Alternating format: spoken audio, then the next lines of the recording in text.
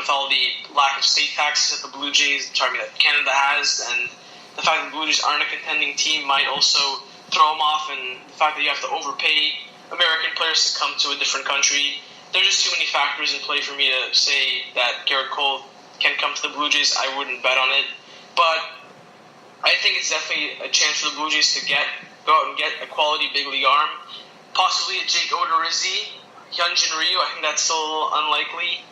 Another name is Zach Wheeler is another name, but I think the Blue Jays certainly need to have some guys in the rotation because as of right now, if you tell me to name 5 guys who are going to be the opening day starters, the 5 starters on opening day next year, I really don't feel good about it. I mean, Ryan Borucki, Trent Thornton, that's really all you have in the depth chart. I mean, Sean Reed Foley, who's, you don't really feel very good about the Blue Jays rotation for next year. So now that they have some to spend, they have some money to spend, the front office does, they better go out and get somebody that can pitch innings for this team because it's really not looking pretty right now. And, you can talk about not spending until you're ready to contend, but eventually you got to put some butts in the seats. You got to get some revenue with people coming to the games, and you got to have a serviceable major league team on the field. And with the current pitching staff that the Blue Jays have, the current rotation, it's just not it right now. So I would definitely Garrett Cole. It's unlikely. Should they target him? Absolutely, but realistically, they should probably go after a bit of a lower name and bring someone in that can at least be a somewhat serviceable mid to front end rotation piece. Yeah, no doubt. Especially with Nate Pearson set to debut, I believe mid-season next year would be a reasonable target for him. That's reasonable. So we need someone to hold the fort. So Jake Odorizzi is probably unlikely because he will have the compensation pick attached to him, and the Jays will not want to pursue a pitcher with that. So you may see the Jays, maybe they go bargain hunting and they get Ivan Nova, but certainly would not want that. But, dude, I was just thinking, the Buffalo Bisons might have a better rotation to start 2020 with Pearson, Murphy, Zoik, Merriweather, if healthy, and Perez. So that might be sad for the Blue Jays. Yeah, but it could also be happy, too, because those guys eventually, if they're pitching well, they'll be up here in the big club. So, it's a weird way to look at it, but that's certainly a possibility. But the Blue Jays, I think they've done a pretty good job of going out and getting low money guys. Matt Shoemaker I'd say they've done a pretty good job. Matt Shoemaker is really the only name that comes to mind. Clay Buchholz. He's been but would you really call him a quality arm? He's not really pitched all too well this year, and now he's out with an injury. But the Blue Jays, you need to sign some Matt Shoemakers, and I wouldn't be surprised if he's back next year. I think he's going to be cheap because that's now, 2 straight years coming off a major injury. He's pitched really well with the Blue Jays, and he seems to really enjoy his time here, that short time that he had when he was a player, and now that he's on the shelf. He's been with the team, he's traveled with them. I got to talk to him while he was in Detroit. He was in the bullpen there, so that would be really nice to bring him back. Hopefully he can be able to piece it together and stay healthy and continue the dominance that he showed in the 5 starts that he made this year, and a bunch of other guys like that. Not really a bunch of sexy names, but guys who can sort of get the job done. Anthony Kay certainly will be a nice thing to watch, and he's had a nice AAA start on his last start. So Borucki, Kay, if we can add in a pitcher like, say, Odorizzi, which is unlikely because of the compensation pick, we can put maybe bring in a Matt Shoemaker. Matt Shoemaker for sure. Thornton, and just build upon the depth. And it will certainly not be... We shouldn't be worried about the bullpen, because the Jays can certainly sign guys like Daniel Hudson, who will certainly hold the fort. So we shouldn't worry about the bullpen. Yeah, and we do have pitchers like Kirby Snett in the minors who are amazing. Their young prospect, Ty Tice, who has a 1.8 ERA, only 23 years old, from the 2017 draft, and has a 1.83 ERA in AAA. So it's going to be nice to see Jordan Romano. So we're going to have a nice guy. So I shouldn't be worried about the bullpen too much. But the rotation, if the Jays do want to win, put some fans in the seats, as you said. We're going to certainly spend some money this offseason. And another interesting point, kind of shifting the topic a bit, would the Jays be inclined to maybe sign a guy like Anthony Rendon? Anthony Rendon, he's a guy who's had a hell of a season. He's going to get paid a bit. Let me just pull up the stats here while I go on about him. absolutely. I think a guy like Anthony Rendon, he's still a relatively young player. He's had an excellent season with the Nationals this year. He wore over 4. He's 29 years old. But I certainly think that, paying him a 4 or 5 year deal now, he would still be a quality enough player that he could help a team that's contending in 2021. So I think if Anthony Rendon is willing to come to Toronto for a reasonable price, you absolutely should be able to ink him up some sort of way. But I think that's unlikely as well. He's primed to get a big contract from another team. He's going to be really highly touted, and he's also going to have the draft pick compensated with him, likely with the qualifying offer. So, again, another guy like Garrett Cole, a guy that the Blue Jays should absolutely try to pursue, but being that the Blue Jays are a lesser market in Toronto, I mean, they're obviously not a small market, but a lesser market in the United States of America, because, frankly, they don't play in the United States of America. It'll be tough for them to get any marquee free agent, but that's nothing new. Yeah, the 2028 free agency is very weak, but if the Jays want to focus on the 2021 as contenders, the 2021 free agency class is certainly stacked. We got Syndergaard there, I believe Matz, some Kershaw's in there, DeGrom I believe is in there too. So yeah, and also the Blue Jays are going to be in Dodger Stadium next week. How cool is that going to be? That's going to be super pumped. I'm super pumped for that series. It's Dan Schulman on the mic actually with Pat. So that's gonna be nice. They're gonna get swept though, aren't they? Yeah, Russell Mark's gonna come and throw some heat, strike out the Derek Fisher on 3 pitches, and gonna get the sweep done. You know they say like in a baseball game anything can happen, and really every game's a coin flip. Yeah. That's not going to be this case this year. They're going to get swept, and I don't think any game's going to be close. That's just what I'm going to say. Like, I'm looking at the pitching matchups. I saw like Kershaw against Pannone. Yeah, I think was one of the matchups. I mean, that's going to be an ugly series, man. Like, but it'll be so much fun to see the Blue Jays play at Dodger Stadium. That's not really a place to be doing. Bo Bichette all that and often. Vladdy. I can't remember ever. Bo Bichette and Vladdy. Yeah, I can't remember the last time the Blue Jays were there. I don't think there was a last. Well, have they ever been at Dodger Stadium? I need to pull that up. Yeah, like I'll keep writing. I'll look at the pitching matchups before you do that. Also, I think Kikuchi's pitching on Sunday in Toronto, so that's going to be pretty cool as well. Blue Jays are playing Seattle.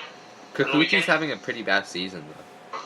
No, but yeah, he's not pitching too well. But I think it'll be It'll be interesting to see him pitch against the Blue Jays.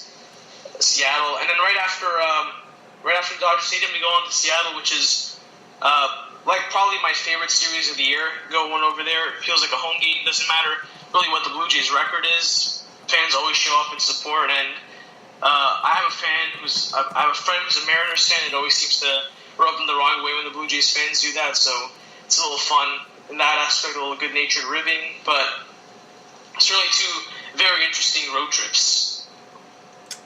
Yep, for sure. I can't really find when was the last time they went to Dodger Stadium. Yeah, might be the first time. I mean, we can't confirm that, but if that's the case, we had it here first. Anyway, anything else you want to cover before we head over to the listeners' mailbag? Do you want to talk about Derek Fisher's first impressions? Yeah, I really haven't watched a whole lot of games because I was on vacation, but from looking at the stats, I see that he's hit a couple home runs, average not all that good. He didn't make that embarrassing play in Baltimore where the ball hit him in the face, was it, with the eye? I just haven't watched enough to really have an opinion on Derek Fisher. Stats can only tell you so much, but so far it's been, really not all that surprising. I mean, he's not really been all that terrible, but hasn't really been great either. So he's sort of just been kind of in the irky middle, I'd say. Yeah, I was watching pretty much all the games this week. So Derek Fisher is not a good fielder in the outfielder. He certainly does not look comfortable playing in left field or center field. Right field is much better for him, but he just looks uncomfortable out there. Hitting wise, he does have some nice pop. You can see that certainly. He hits line drives for singles, but he tends to get rolled over on the ball, so he hits a lot of ground balls to the weak pull side. His speed, he really hasn't shown much of his speed, but he can really run down on a ground ball. So there's some potential with him. He just strikes out way too much. Pitchers can have his numbers. He does have a pretty good eye compared to other strikeout players that we've seen on the Blue Jays, like Kendrys Morales, Socrates Brito from the left side. They certainly get struck out on the curveball. Just throw a curveball into the dirt. Derek Fisher tends to lay off that, and he certainly, I believe, was a really good pitcher playing Masahiro Tanaka, and he threw a nice splitter on a 1-2 count, which is a deadly splitter that most players swing on, and Derek Fisher laid off that. So maybe there's some potential in him, but I just don't see it. And again, if he can become a 2-win player for the Blue Jays, you'll be more than willing to take it, especially considering that his cost really wasn't all that high at the time. Aaron Sanchez and Joe Biagini, while they're off to good starts in Houston at the time, really just we covered this on the previous podcast. Not a whole lot of value there to be made. So I think if Derek Fisher can turn a few used up assets into an asset, that's definitely valuable on its own. Yeah, for sure. So let's move on to the mailbag. We've got a few questions, so I guess we have quite a few, so we can just rapid fire through them. Let's do it. But before that, I don't know if I mentioned that. Did I tell you this in the podcast before that the Blue Jays were going to non-tender Aaron Sanchez if they didn't trade him? Oh, no, you didn't. You did? I didn't? No. No, so I heard a rumor on Twitter that said, I believe it was Jen Smith who said the Jays were planning on non-tendering Aaron Sanchez a contract in the off-season. So I guess that's just another example of the front office just being fed up with the fact that Aaron Sanchez just couldn't put it together. No knock on Aaron Sanchez personally. I'm sure he's a good guy. Really didn't have much of a chance to interact with him at all during his time with the Blue Jays, but he seemed like a guy who was trying to put it together, but unfortunately with the blisters and with the, I guess, terrible stretch that he had this year, just a lot to go through, and eventually the front office, they just gave up on him, basically, pretty much. So I guess that is an attempt to justify trading him for a guy like Derek Fisher, trying to soak up any value as possible, but it's really an interesting nugget there. But he's done pretty good for Houston so far. Yeah, he's been excellent. He had that combined no-hitter in his first start, and I think in his last start against Baltimore, he was very effective there too. Yeah, so I'm rooting for the guy. I really liked Aaron Sanchez in the 2015-2016 season, so yeah. Absolutely. And, I'm not surprised at all that the Astros were able to turn him into a good pitcher. I mean, it's only been 2 starts, but I won't be surprised if he ever tries to get back that form that he had a few years ago. It seems that anything that the Astros touch turns to gold, so certainly rooting for him and Joe Biagini as well. Yeah, but Marcus Stroman has not had a good start with the Mets so far. No, he hasn't. And it's a little interesting to watch. The Mets have been excellent, however, but I'm sure that Marcus Stroman, him too, will be able to put it together. He's a very good pitcher, as we've seen this season, so rooting for him as well, and it'll be interesting to see the Mets in the playoffs again. But we'll see how it goes. That National League stretch is really, really wild out there, and it'll be interesting to see how that wild card race plays out. Yeah, for sure. So, Dylan Payne writes in, will Fisher be around long? Like, define long. Is he going to be here the rest of the season? I think that's a certainty.